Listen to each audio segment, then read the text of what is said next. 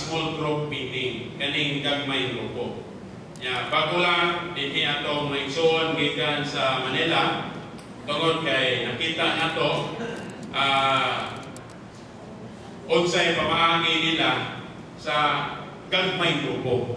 Amen. Kay kita na naman tayo small group, pero wa na align ang atong small group sa kana bagyong practice bagyon sa gagmay grupo. Kay ang ato ang small group, base sa itong observation, dili ta people-centered, kundi meeting-centered ka. Amen. So, unsa man yung meeting-centered? Sa small group na to, pag-abot na to, ikinahanglan kayo unsa man. Either magsugod sa lawiton, or magsugod pa sa ampo, then pagkahuman magtuon na yun o unsay litunan.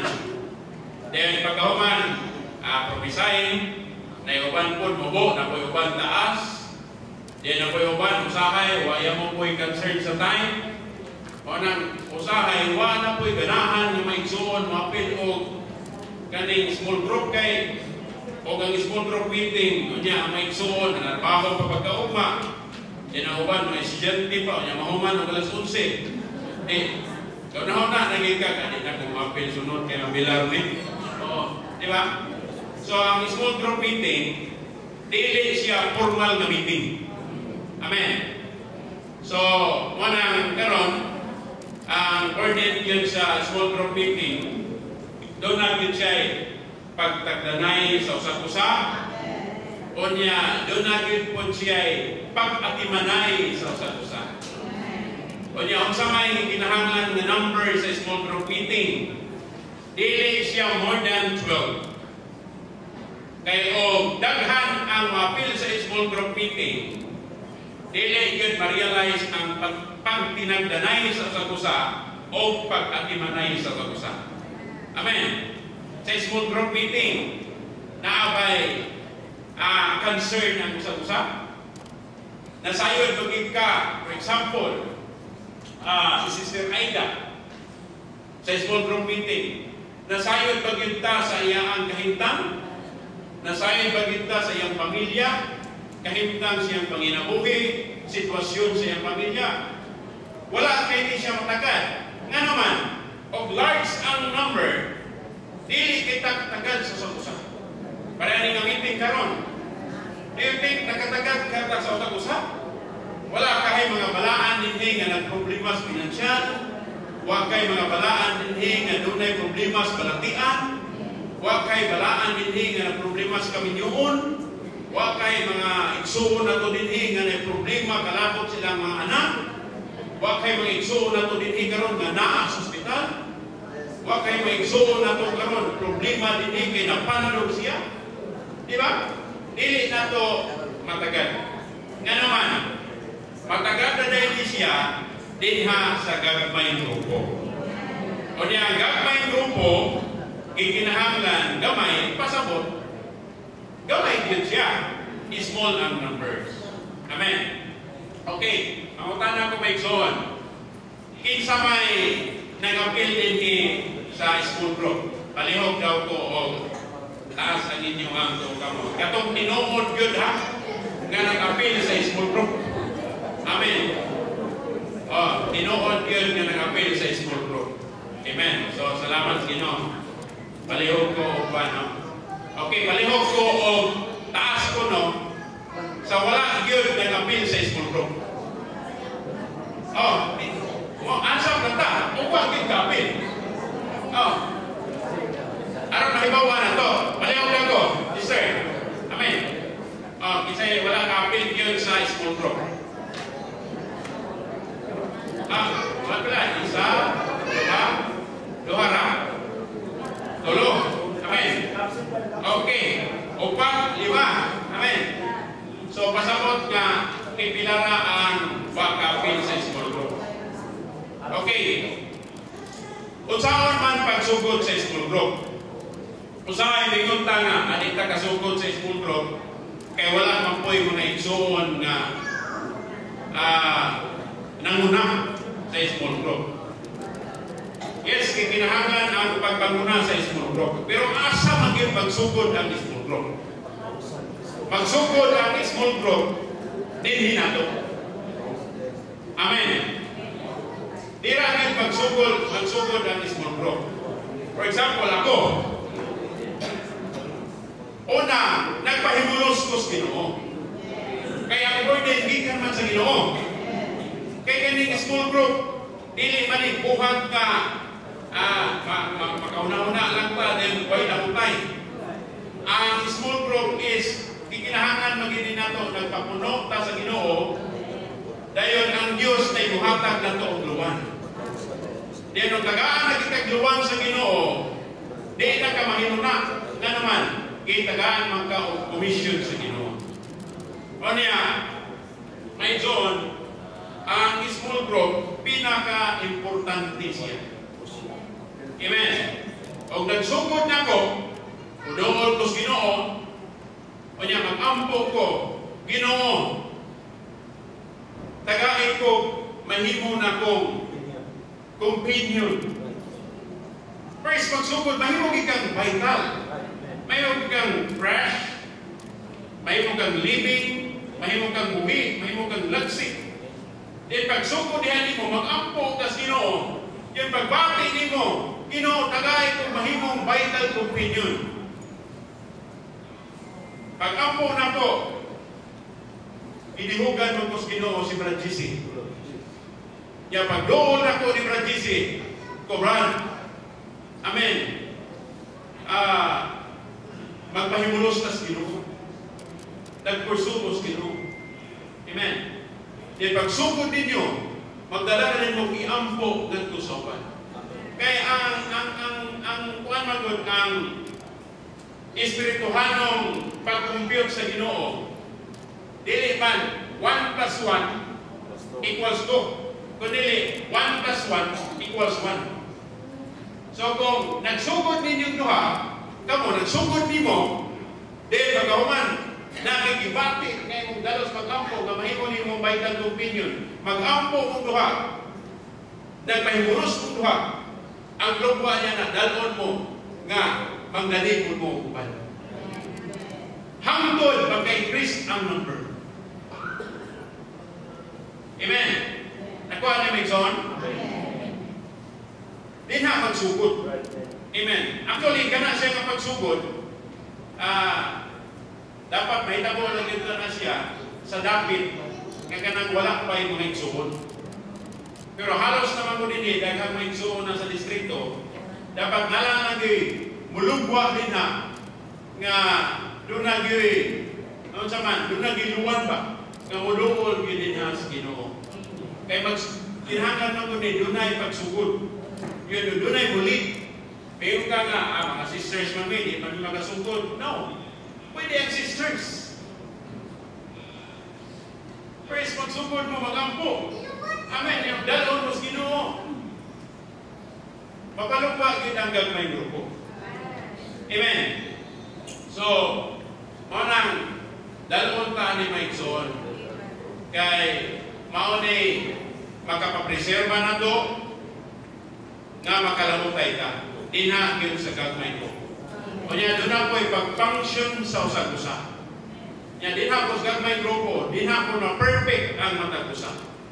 Kung doon na tayo mga gagmay grupo, amen, din na perfect, din na imanan, pag-abot dito sa Lord's Table Meeting, amen. Wow, dato kayo panagkatigo. Gani, sa Taiwan, mas daghan pa ang wapil sa small group meeting kaysa meeting, Lord's Table Meeting. Kaya naman, kaya inhaday sa gagawin grupo sa small group meeting, pwede man ka maka-invite ng mga gospel contacts. Amen. Pwede man ka maka-invite ng mga kauban mo sa trabaho. Pwede man ka maka-invite ng silingan mo. Hindi na sa gagawin grupo. O niya, hindi ang trabaning sa gagmay grupo nga na mabagong naong labi na bagong kontak, makapadasig. Amen. Kaya huwag na ibago ang tanan concern na ito. Amen.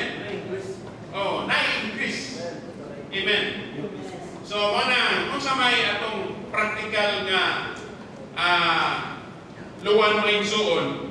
Kalabot ani kay may igsuon ingan hidit-hid bigahin og panahon o niya ila ang gi-present sa tuwa ang practice sa small group.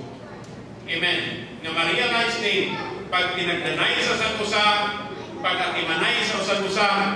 Amen. O niya, doon na po'y pag-function sa matag usa dinha sa small group. So kung katong wala pa nagsugod, pwede na ta magkasugod. Nga naman, magsugod man sa small number. Dili lang gikinahanglan sa tanan yun. No, at least dunay magsugod. Amen. Mo-share lang ng gamay. Actually, sa Villaflor, naami small group. Pero ang amang small group dito, kung kinsay nag-appeal sa Lord's Table meeting, maupoy mag-appeal sa small group. Agtong usa ra may kagrupo. Agtong Huwebes, pila tayo mo, right? Mga 20 plus, no? 20 plus, kaya na si Sir Ernie. 24. So 24 may na sa small group. O niya, kulang na lang gamay para ma-present tanan, yan mga na siya attendance mo sa Lord's Table meeting. So, karon sa small group na mo, ma-realize ka ang pagtinagdanay sa usa. Diba nila? Ma-realize ka ang pag-atimanay sa usa. Diba nila? Ang function, how about ang function sa usa? Dili po. Nga naman, kaya kung kanang 24 ka mo function na tanan, no niya, nag-20 minutos ng karaw sa musira na. Mangulit may gadaw. Diba? O nang ang usahay, ang uban maghilom na lang, kay maguna-una sa oras. Niya, pipila lang ang musir. So, wala naka-function ang usap-usap. Niya, wapod na tagad ang usap-usap. O nang ibati mi, Huwebes, nga, how about, aron ma-realize din pag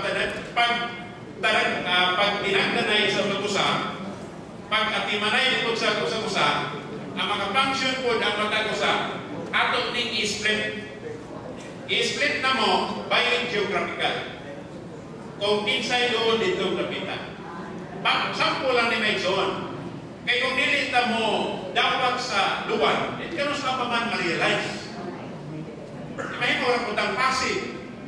Yung may mutang passive, then ang matag-usa, wala yung may function, no? Wala yung function sa small group.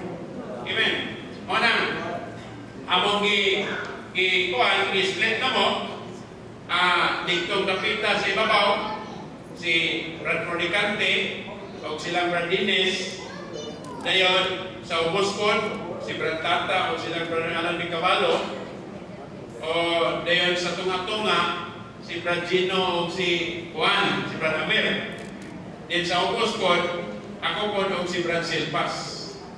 Yan karon, kanang area na mo, ilista na mo tanan, kinsa din ha ang mga magtutuo, kinsa din ha ang dormant, kinsa din ha ang mga new ones. Yan, i-appeal na po na mo ang prospect na mo ng mga gospel contact. Amen. So, karong Huwebes, na ang i-combine sa small group na mo, then pagkasunod Huwebes, amo na din i-realize. Amen. So, magamay na ang grupo, for example, sa MUA, magamay man mi, nanaman mi, hindi ka po to 12. Siguro, nara siguro mis mga close to 10 or 8 anak. 8 to 10. Diba, gamay na ang number. Hindi kami makatagal sa lausa. For example, wala si, for example, na grupo na mo si Silpas o si Limpa. O di kapil si Limpa. Mamunta na di kong Silpas. Pranasa man si Limpa. Nga naman, unong naman mi. Walong naman mi. Diba? Amen. O niya, ang nindot pag-inter na ikson, dali ramahuman ang meeting. For example, magsugod may alas 6, magsabot may grupo na mo. Alas 6 ka magsugod. Then humanaw na nato kala city. Kaya ang small group, at least 1 hour naman ang maximum na. Di, pagkauli ka kala city, maka-prepare pa kasi yung balay panihapon. Pag magdala kami, mas mayo. Di, sa'yo ka matulog. Di, ganahan kay ka ma-appeal sa gagmay grupo. Yan, din hapon sa gagmay grupo na mo, sa unahan, mauna po na yung grupo na mo sa prayer. Kaya kung ang prayer meeting po, daghan ang mga appeal ng mga mo-join sa prayer, ang uban dili na kaampok. Right? Napansin niyo may son? Ang uban, sige na lang kami. Ano niya, manang usahay, magkapakot kung taas o inampuan kayo, dinampun mo tingog ng uban. So, dili siya organic, dili siya living. Naman, dili ka-function ng uban. Nakita niyo ang advance nga uban may son? So, sa small group, kato nga grupo, pwede ninyo mahimong prayer group ninyo. Kanya, dali mahuman po ang meeting. Makafunction po ang usa-usa. Kanya, magkatagan po ka sa usa-usa. Sa inyong gagmay grupo, dinhang po, budugan mo o mahimong gospel contact ninyo. Then, o ganing grupo sa Villaflor o pa, mo increase ang iyang number kay nana po manugang. Sa unahan, i-split na po ninamo. Mahimo na po ning 5, mahimo na po ning 1, mahimo na po ning 7. Right? Amen. So doon ay magdugang din ha sa distrito. Di pagdakot na mo sa district meeting, worship meeting, wow, daghan kayong ang numbers na naman. Doon ay magkanadugang din ha sa gagmay grupo. Pero nakafunction sila sa usa-usa tungkol kay na-split man siya sa gagmay grupo. Nakafunction tanan sa prayer, nakafunction po tanan kay doon na may small group. Pero naabot ni once a month nga i-join ang tanan small group. Kaya aron doon na po pag-ilahnay sa usa-usa tanan na po. Gawas sa Lord's Table meeting. Amen. So, presyahan ang tatag kaluyan sa Ginoong may soon. Dili tawingon nga hindi kasugod rad kay wapa po nanuna ni may soon. O ginana ang atong konsepto, di kita kasugod sa atong small group. Wali siya nag-matter nga, yaman po mga brother. No, the sister can start. First, prayer. First, enjoyment. Then later on, amen, fellowship. Then makasugod ang gagmay grupo. Amen. Basta, doon na lang pipilanin ha, nga mo barog.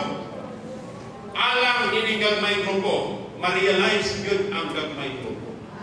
Otherwise, nagpabilin hapon ta sa ato ang dinaghan na meeting o niya uban ni kapangsyon, di ta katagad po sa usa-usa o niya ang love po sa usa-usa, di po kayo ma-realize. Di po ta, kung saman, makaatiman sa usa-usa. Nga naman, lahig man ang grupo, gagmay grupo o kanang hiniusa. Ang concern po natin, ang function yun sa matag usamay. Amen. So, salamat sa Ginoo. Maybe napailugang po si Brad Data, kaya mo end sa 11:45.